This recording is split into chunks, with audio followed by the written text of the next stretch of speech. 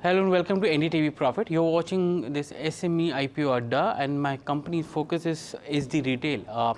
It's an apparel retail chain which focuses on sleepwear. Its IPO is coming on the NSE Emerge and opens on September 28th, closes on September 24th.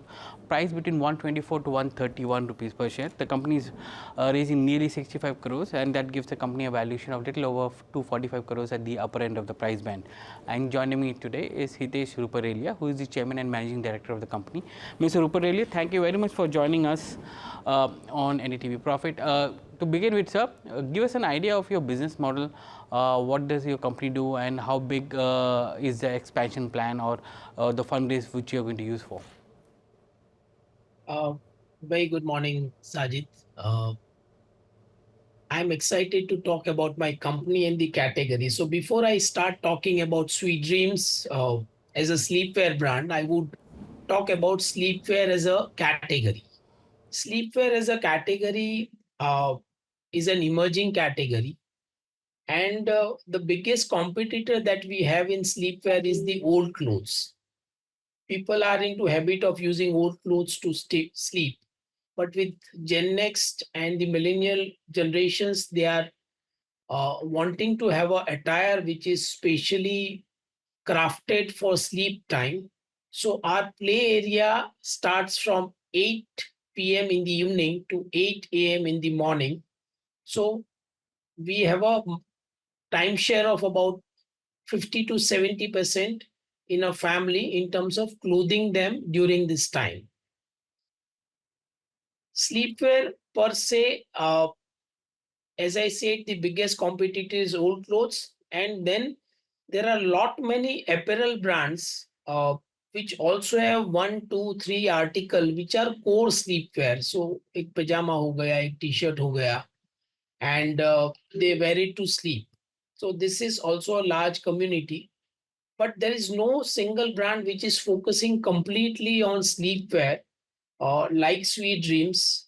So Sweet Dreams is a gender agnostic. We are men, women, and kids, and we are fashion sleepwear. So we want to make your time from 8 p.m. to 8 a.m. Very interesting.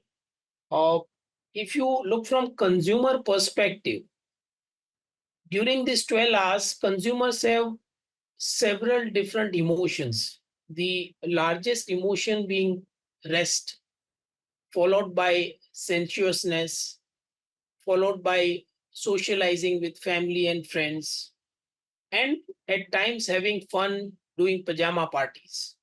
So these are all the occasions where we have a wide variety of pajamas, very diligently designed for each and every emotion. And these are retailed through our own exclusive brand outlets. These are retailed through shopping shops, which are there with national retailers like Shoppers Stop, Pantaloons. These are retailed through mom and pop stores, which are top MBOs of the country. This business was co-founded by my brother Utpal and myself, and we have been running this business for last 30 years. And very focusedly, we are pushing this category for last about 20 years. Uh, we have found this category to be very interesting, especially post-COVID. People have moved to these kind of clothings, and since we blend fashion with comfort, it becomes an obvious choice of clothing for a lot of families.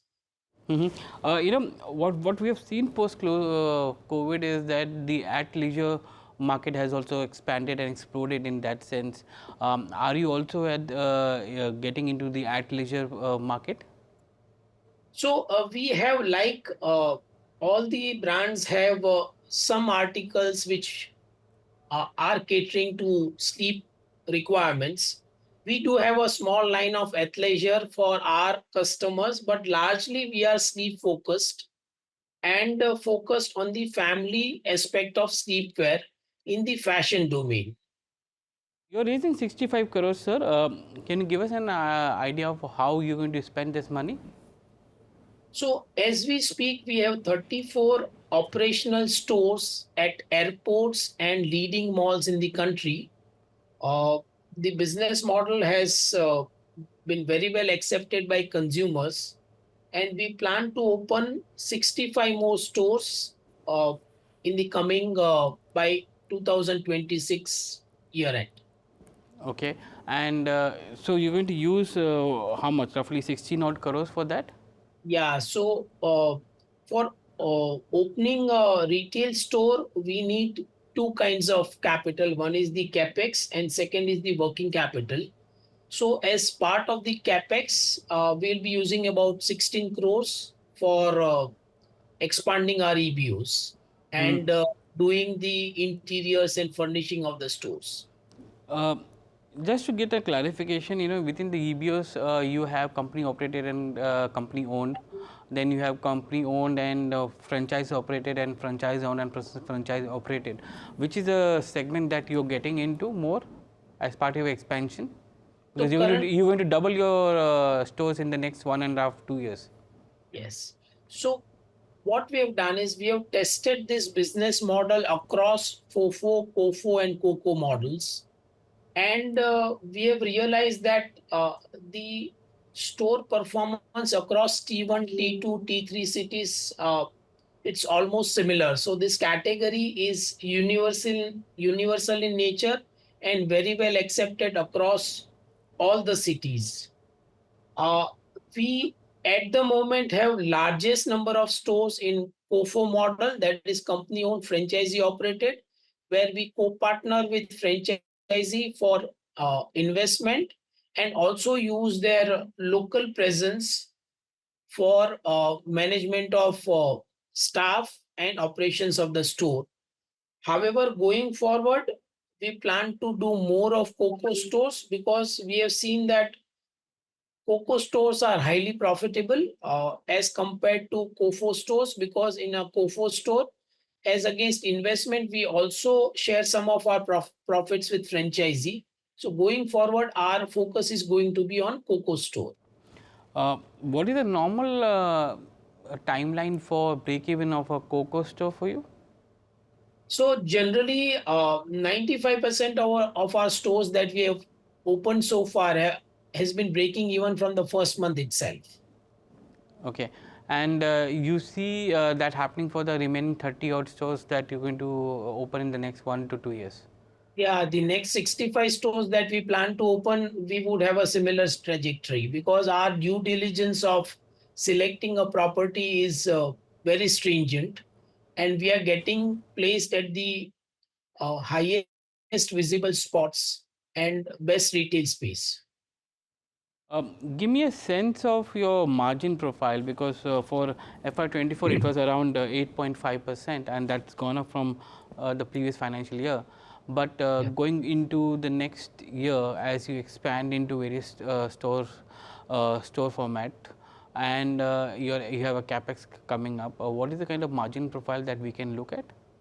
So traditionally, since we started 20 years back or maybe 30 years back, the only channel for business available was mom and pop stores, that is general trade. Then came the modern trade, which is shopper stops of the world, followed by online players, which is online Mahindras of the world, and then followed by our own EBOs. So margin wise, the EBOs are most profitable because there is no channel in between, and the inventory turns working capital need is substantially lower as against the channel operations. So our margins are likely to improve as we open more and more EBOs, and yeah, the margins are likely to go up. Looking at your RHP and the price points at which you are selling the sleepwear, varies for kids from 899 to 1799, and for women from 1299 to 34 or 3500. It's you're targeting the middle, upper middle, and premium segment which is there.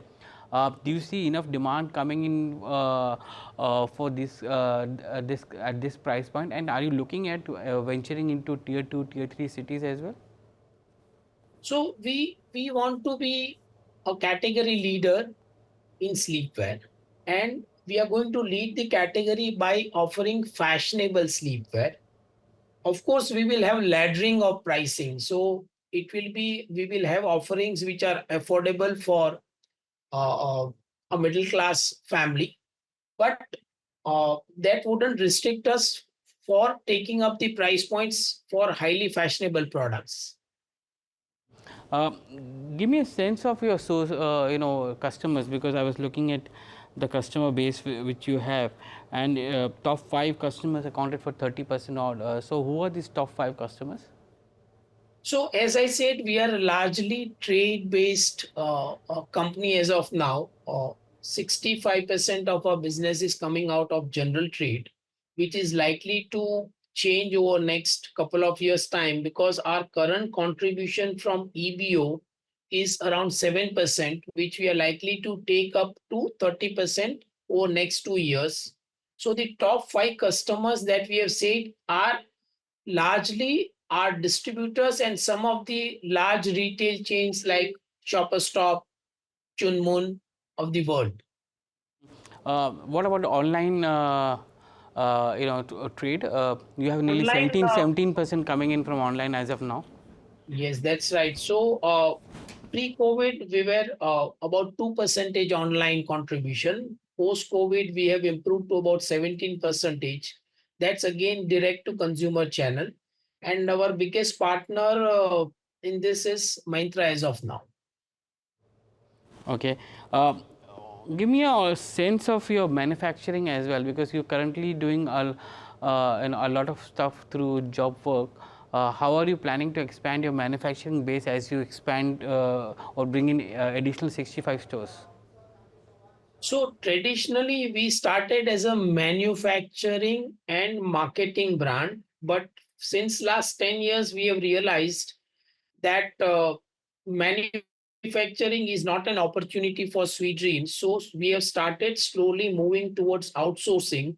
Today, as we speak, 66% of our products are outsourced, and 34% of the products which are very specialized in nature are being produced in house. And going forward, this trend is going to continue. We will have some bit of manufacturing in house to have a cost control and have some product leadership. But otherwise, we feel that outsourcing will be the better route for us as we move forward. My final question to you: you're adding 65 odd stores. Which are the states where you're going to bring them? So our major expansion will come in north and west. However, we have opened recently 3 stores in south, and we also plan to test market in east. Mr. Ruparelia, thank you very much for joining us today on SME IPO Adda. Your IPO is opening on September 28th, closes on 24th, price between 124 to 131. It's a 65 crore IPO and gives you a value of nearly 245 crores at the upper end of the price band. Thank you for joining us on NDTV Profit. Thank you. Thank you for having me. Thank you.